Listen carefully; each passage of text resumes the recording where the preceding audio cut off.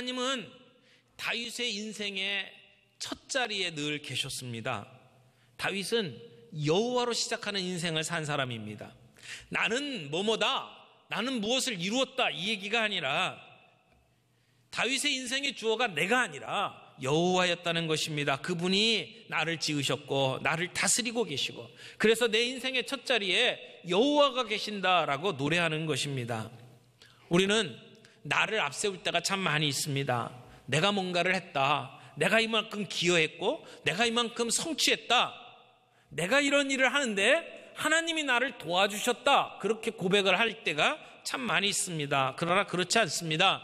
내가 한 게 아니라 그분이 하시는 것이고 그분이 하시는 일에 내가 동참하는 것입니다. 그래서 다윗은 여호와는 나의 목자시니라고 노래를 하는 겁니다.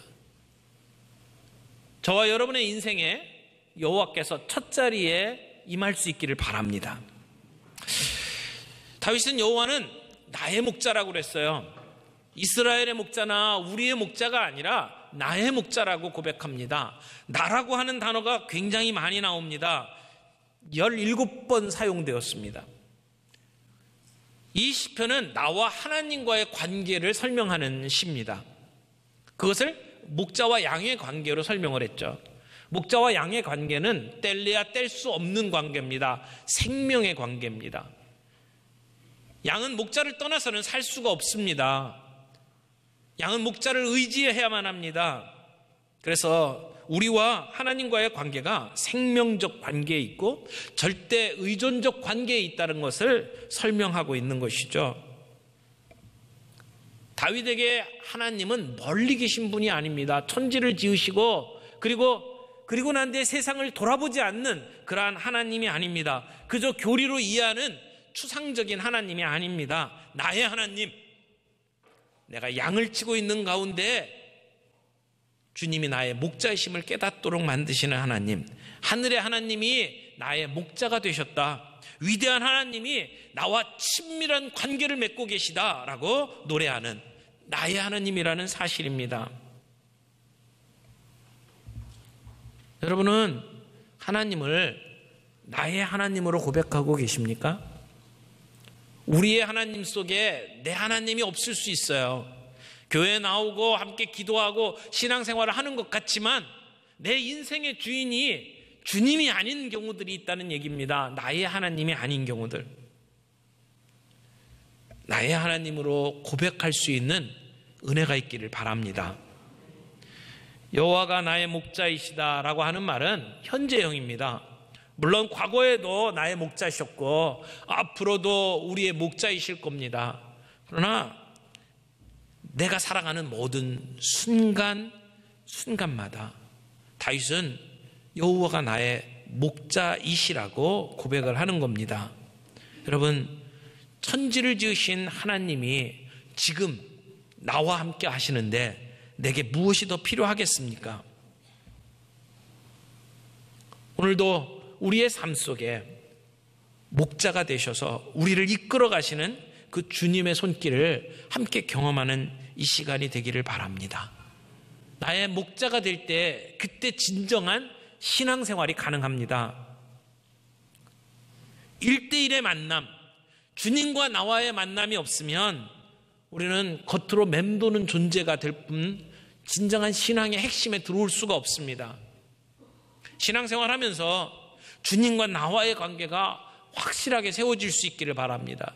그 누구 때문에 흔들리는 관계가 아니라 누가 흔들어도 주님과 나와의 관계가 결코 흔들릴 수 없는 주님은 나의 목자신 그런 관계가 되기를 바랍니다. 요한복음 10장 9절에 보면 내가 문이니, 주님이 문이라고 표현합니다. 예수님이라고 하는 문을 통과해야 우리는 주님이 주시는 꼴을 먹을 수가 있습니다. 구원을 받을 수가 있습니다. 인격적으로 주님을 만날 수가 있습니다. 우리가 성경은 아는데, 교리는 아는데 인격적으로 주님을 못 만나는 경우들도 있을 수 있어요. 문을 통과해야 합니다. 예수님이라는 문을 통과해서 우리가 그분을 나의 목자로 모실 수 있어야 합니다. 여호와는 나의 목자시니 우리가 그렇게 고백할 수 있기를 바랍니다. 우리 주변에 있는 사람들에게 그렇게 선포할 수 있기를 바랍니다. 그때 우리를 통해서 역사하시는 하나님의 놀라운 손길을 우리가 경험할 수 있게 될 것입니다. 우리의 마음속 깊은 곳에서부터 여호와는 나의 목자시니 이런 고백이 있기를 바랍니다. 소년 시절에 다윗은 아버지의 양떼를 돌보는 목자였습니다. 그래서 양과 목자와의 관계를 너무나도 잘하는 사람이었습니다. 그에게는 이 양은 너무나도 익숙한 존재였습니다. 고대 이스라엘에서 양치는 사람은, 이 목자는 굉장히 낮은 직업에 해당하는 사람입니다. 목자가 하는 일을 살펴보면 참 고된 일입니다. 출퇴근이 없었습니다. 24시간 양들과 함께 지내야 했습니다. 양들에게 꼴을 먹이고 양들이 먹을 수 있는 풀밭을 찾아서 그리로 인도하고, 그리고 양을 공격하려고 하는 다른 짐승들을 막아내고 그들을 보호해야 됩니다. 그래서 날씨가 좋을 때나 궂을 때나 흔들리지 아니하는 헌신의 태도로 양들을 돌보는 것이 목자였습니다. 양들에게 문제가 생기면 양들을 보호하기 위해서 목숨을 내놓고 싸워야만 하는 그러한 책임을 진 존재였습니다. 그런 그 목자의 모습. 그러나 실상 목자들은 양들을 통해서 이득을 취하는 사람들입니다. 양털을 깎아서 이득을 취하고, 또 양을 팔기도 하고, 또 양을 잡아서 양고기를 먹기도 하는 그러한 이득을 취하는 존재들이지, 사실은 양을 위해서 목숨을 버리는 것은 아니죠. 그런데 요한복음에 보면 예수님은 나는 선한 목자다라고 이야기를 합니다. 선한 목자는 양들을 위하여 목숨을 버린다고 말씀합니다. 예수님은 세상의 그런 목자들과는 다른 목자라는 것입니다. 양을 위해서 목숨을 버리는 존재예요. 목자는 양을 위해서 존재한다는 것을 이야기를 합니다. 선한 목자 되신 우리 주님은 목자들이 양을 돌보는 것처럼 양들에게 꼴을 먹이는 일을 책임지죠. 먹을 것, 쉴 것, 기본적인 필요를 채워주는 일들을 합니다. 그리고 적들의 위험에서 양들을 보호하는 일을 하죠. 양떼가 어디로 가야 될지 모를 때 그들에게 길을 안내합니다. 그래서 목자가 인도하는 대로 양들이 따라가죠. 잘못된 길에 들어서면 목자가 다시 데리고 옵니다. 그것이 목자의 일입니다. 예수님께서는 우리의 인생에서 그런 역할을 해주신다고 약속하셨습니다. 우리가 주님을 우리의 목자로 모시기만 하면 주님은 우리들을 공급하시고 보호하시고 인도하시고, 그리고 잘못된 길에서 우리를 바로잡아 주시는 일들을 하신다는 겁니다. 주님이 우리의 목자가 되시면. 주님이 우리에게 목자가 되시면 어떤 일이 벌어집니까? 우리에게 부족함이 없게 됩니다. 여호와는 나의 목자시니, 그리고 마침표가 찍히는 인생이 됩니다. 더 이상 필요한 게 없다는 겁니다.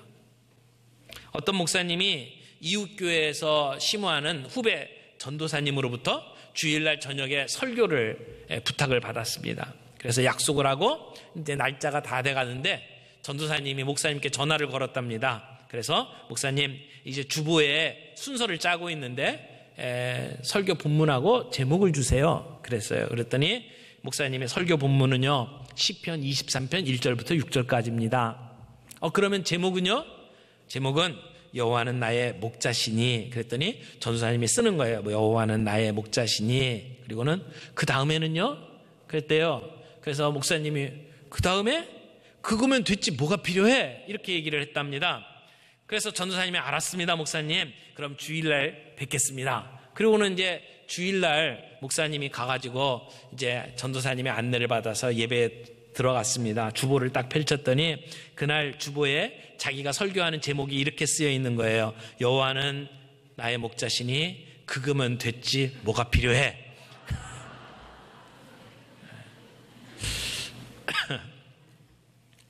어떻게 보면 23편 1절 말씀을 기가 막히게 해석을 한 겁니다. 그렇잖아요.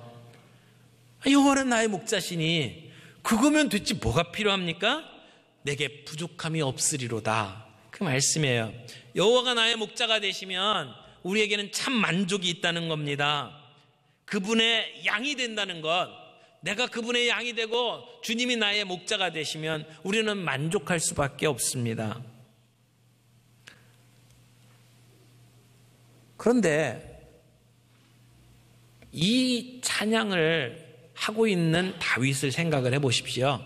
나이가 많이 들었습니다. 노년에 이 시를 지었다고 생각을 한다면 다윗의 생애가 그렇게 간단한 생애가 아니었습니다. 그의 생애는 참으로 많은 힘들고 어려운 일들이 있었습니다. 다윗은 어릴 때 막내로 태어나서 아버지의 양을 돌보는 목동으로 지냈습니다. 가족들이 다 모여서 제사를 드리는 자리에 끼지를 못했습니다. 그래서 어떤 학자들은 그렇게 이야기를 합니다. 다윗은 분명히 적자가 아니었을 것이다. 만약 이게 제대로 된 자식이라면 온 가족이 모이는 자리에 어떻게 다윗을 부르지 않겠느냐. 분명히 이거는 출생의 비밀이 있는 존재다. 그렇게 이야기하는 분도 있어요. 다윗은 어렸을 때부터 굉장히 천대받고 자랐습니다. 자기의 막내 친동생이라면 어떻게 친동생이 형들에게 그 전쟁터에 먹을 것 이렇게 싸가지고 찾아왔는데 그렇게 박대할 수가 있을까요?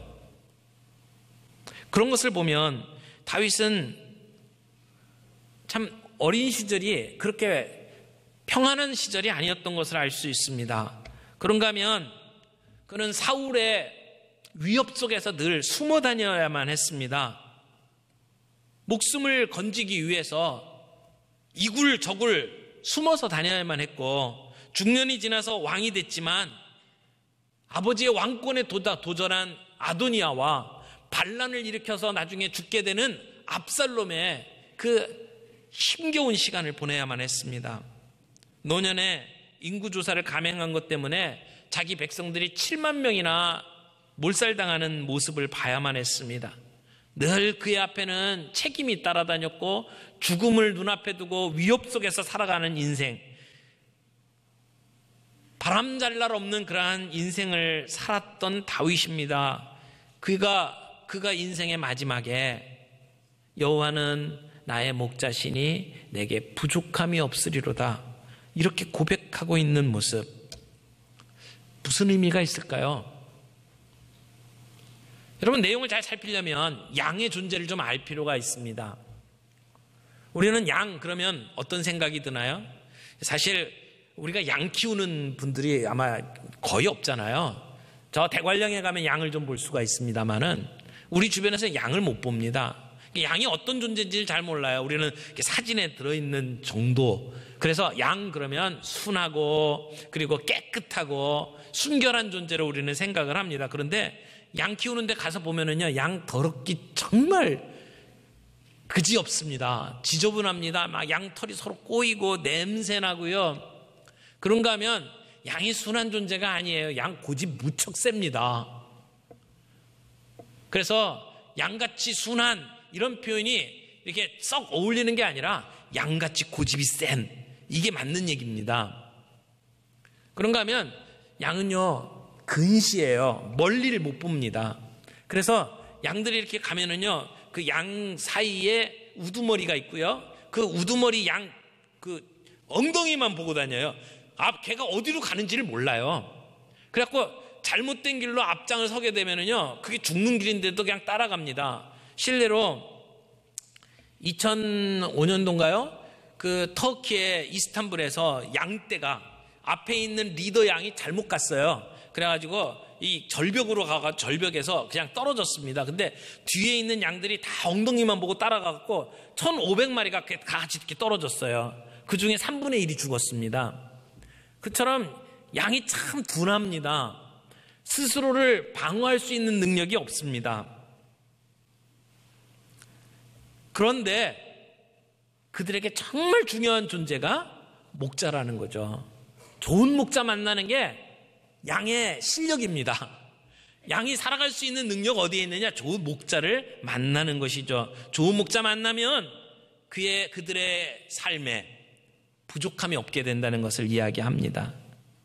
여호와의 공급에는 결핍이란 있을 수가 없습니다. 여호와는 나의 목자시니 내게 부족함이 없으리로다. 비록 부족하고 연약하고 내가 실수하고 잘못된 길로 걸어간다 할지라도 여전히 나의 손을 붙잡아 주시는 하나님이 계시기에 내게는 부족함이 없습니다 라고 하는 고백입니다. 다윗은 잘못된 결정을 내릴 때도 많았습니다. 밧세바의 아내를 범하는, 그리고 그 남편 우리아를 죽이는 살인자가 되기도 했습니다. 그런 잘못된 그의 결정 가운데에서도 하나님은 그를 붙드셔서 그로 하여금 깨닫게 하시고 회개하게 만드시고 그의 인생길을 인도해 오셨다는 겁니다. 하나님을 모신 삶은 모든 걸 가진 삶입니다. 그러나 하나님을 모시지 아니한 삶은 아무리 많은 것을 갖고 있어도 제대로 소유한 것이 없는 인생입니다. 여호와는 나의 목자시니, 그 말은 나는 그분의 양입니다 라고 하는 고백입니다. 냄새나고 둔하고 스스로 방어할 수 있는 능력도 없고 고집도 세고 멀리 볼 줄도 모르는 그러한 양입니다 라고 하는 말입니다. 이사야도 그런 말을 했죠. 우리는 다 양 같아서 그릇 행하여 각기 제 길로 갔거늘. 오늘 우리의 모습이 그렇다는 것입니다. 우리는 각기 제 길로 가는 경향이 있습니다. 그래서 목자의 인도가 필수적입니다. 이러한 양들을 위해서 예수님이 이 땅에 오셔서 우리를 위해서 십자가를 지신 것입니다. 그 연약한 양에 나를 비교하고 있습니다. 나는 그래도 똑똑한 양이야. 나는 그래도 공부를 많이 한 양이야. 아니요, 똑같은 양입니다. 우리는 다 똑같은 양입니다. 우리가 자신의 연약함을 인정하고 절대적으로 목자를 의지하면서 살아갈 때 우리의 삶에 하나님의 능력이 나타납니다. 인정하자고요. 우리의 연약함을 있는 그대로 인정하고 그분을 의지하는 삶, 그것이 우리의 신앙의 능력입니다. 사도 바울이 이렇게 얘기하지 않습니까? 내가 약한 그때의 강함이라. 여러분, 어떻게 약한데 강합니까? 내가 약할 그때의 강함이라고 말하는 의미가 무엇입니까? 내가 그리스도를 위하여 약한 것들과 능욕과 궁핍과 박해와 공고를 기뻐하노니 이는 내가 약한 그때의 강함이라. 내 약함을 인정하고 그 약함 속에서 하나님께 매어 달릴 때, 그때 하나님께서 내 인생에 능력을 부어주신다는 말씀입니다. 그러므로 양인 우리의 인생이 무엇으로 판가름 납니까? 인정하는 겁니다. 목자를 따라가는 겁니다. 내가 아무것도 아닌다는 것을 알고 그렇게 고백하면서 목자를 따라가는 겁니다. 미국에 그 차베진이라는 목사님이 계셔요. 툴리안 차베진이라는 목사님이 계신데 빌리기라는 목사님의 외손자입니다. 근데 그분이 책을 썼는데 책 제목이 재밌어요. 영어로 이렇게 제목을 잡았는데 Jesus plus nothing equal everything, 이렇게 제목을 잡았어요. 그러니까 한국말로 번역을 하면 예수님 더하기 nothing, 아무것도 아닌 것은 everything, 모든 것이다, 이렇게 책 제목이 잡힌 거죠. 그래서 우리나라 말로 번역을 하면서 책 제목이 이렇게 출간이 됐어요. 예수로 충분합니다. 예수로 충분합니다. 근데 그 책에 이렇게 기록을 했습니다. 자신이 무엇인 줄 모르고 내 자신이 무엇인 줄 내가 어떤 뭔가 되는 줄 알고 사역을 할 때에는 나 사역이 너무나도 힘들었는데 내가 아무것도 아니라는 사실을 알고 주님만이 내 모든 것이라고 고백했을 때 비로소 놀라운 하나님의 은혜가 임했다. 내가 시도한 something, 내가 시도한 것들은 결론이 nothing이었어요. 아무것도 아닌 것이 되었는데 나를 내려놓고 예수님을 만났을 때 내 모든 것이 everything, 내 모든 것이 의미가 있는 존재가 되었다라고 이야기를 해요. 여러분, 내가 뭔가 되는 것처럼, 내가 뭔가 가지고 있는 것처럼 착각하고 사역하면 힘듭니다. 계속해서 문제가 생깁니다. 그러나 내가 아무것도 아니라고 하는 것을 깨닫고 주님을 붙잡을 때 거기에 하나님의 능력이 임한다는 이야기입니다. 그것이 약할 때 강함이 되는 겁니다. 성도는 하나님을 의지하면서 살아가는 인생입니다. 내 고집을 피우면 인생이 힘들어집니다. 고달프게 됩니다. 하나님은 우리로 데려갈 곳이 있습니다. 하나님이 그렇게 데려가기로 작정하셨으면 데려가십니다. 그게 하나님의 능력입니다. 하나님은 그럴 수 있는 능력이 있어요. 근데 우리가 안 가겠다고 하면, 나 거기 싫다고 그러면 어떤 일이 벌어집니까? 하나님의 고집과 우리의 고집이 부딪히면 어떻게 되죠? 그럼 고달플 수밖에 없어요. 하나님의 고집이 이기게 돼 있습니다. 하나님이 예정하신 대로, 하나님이 그렇게 작정하신 대로 우리를 끌고 갈 겁니다. 그런데 힘들게 가는 거죠. 깨지고 부서지고 얻어 터지고 고달프게 그 길을 가는 수밖에 없습니다. 주님은 우리의 목자라고 말합니다. 이사야서 40장 11절에 보면 그가 목자같이 양떼를 먹이시며, 주님은 우리의 목자로서 우리를 먹이실 겁니다. 우리를 돌보십니다. 우리를 인도하십니다. 우리가 위험에 빠지면 보호하십니다. 우리가 잘못된 길로 가서, 우리가 잘못된 결정을 내려서 우리의 인생이 밑바닥으로 처박히는 순간이 있더라도 주님은 거기서 우리를 다시 꺼집어내십니다. 그래서 빌립보서 4장 19절에서는 훨씬 더 구체적으로 우리에게 이렇게 말씀하십니다. 나의 하나님이 그리스도 예수 안에서 영광 가운데 그 풍성한 대로 너희 모든 쓸 것을 채우시리라. 주님이 우리의 모든 쓸 것을 채우신대요. 여러분의 인생에 쓸 것 채워주시는 걸 믿으시기 바랍니다. 그런데요, 우리가 원하는 것을 채우시겠다는 말씀이 아니에요. 우리에게 필요한 것을 채워주시겠다는 말씀이에요. 우리의 욕구와 필요를 구분할 수 있어야 합니다. 우리에게 필요하지도 않은 걸 우리는 원할 때가 있어요. 여러분, 아이들이 원하는 대로 다 주면 어떻게 됩니까? 아이들이 달라는 대로 다 줘보십시오. 아이들 망가뜨립니다. 아이들은 자기중심적으로 자라게 되고 망나니로 자라게 될 겁니다. 필요한 것을 주는 것이 필요하죠. 하나님은 우리의 필요한 모든 것을 채우신다고 약속하셨습니다. 우리의 모든 필요, 물질적인 필요, 건강의 필요, 관계의 필요, 우리에게 필요한 것들은 주님이 채워주시겠다고 약속하셨습니다. 이것이 주님이 우리에게 주신 보험 증권입니다. 여러분 가운데 실비 보험 드신 분들 계시죠? 그래서 실비보험 드신 분들은 병원에 가서 병원비가 얼마나 나오든지 간에 걱정을 안 합니다. 왜? 보험이 커버해 주니까. 그런데 하나님께서 우리에게 그렇게 약속을 해주셨습니다. 성경에 보면 7,000가지가 넘는 약속들이 있습니다. 그것이 하나님이 우리에게 주신 보험 증권입니다. 그것이 무엇인지를 깨닫는 분들은 인생을 살면서 걱정하지 않습니다. 왜? 하나님이 채워주실 걸 아니까. 그런데도 우리는 걱정합니다. 근심합니다. 왜요? 그 약속을 믿지 않아서. 정말로 예수 그리스도께서 나의 목자시고 그분이 나의 필요를 채워주시는 분이라면 우리는 걱정할 이유가 없습니다.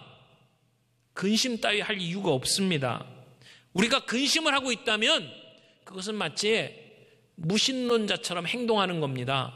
내가 하나님을 믿는다고 하면서도 내 필요에 하나님이 응답하지 않을 거라고 확실하게 믿고 있기 때문에 걱정하는 것입니다. 나의 주인이 되시고 내 인생을 이끌어 가시는 우리의 주인, 우리의 목자로 주님을 모실 수 있기를 바랍니다. 여호와는 나의 목자시니 내게 부족함이 없으리로다. 그것으로 예수 그리스도 그분이 나의 인생의 주인인 것으로 마침표를 찍는 인생. 내가 시도하는 것들은 결국은 아무것도 아닌 것이 되지만 내가 아무것도 아니라고 고백하고 주님과 더불어 살아가는 삶은 모든 것이 되는 삶. 오늘 우리가 그러한 삶으로 주님 앞에 나아가는 저희가 되기를 원합니다.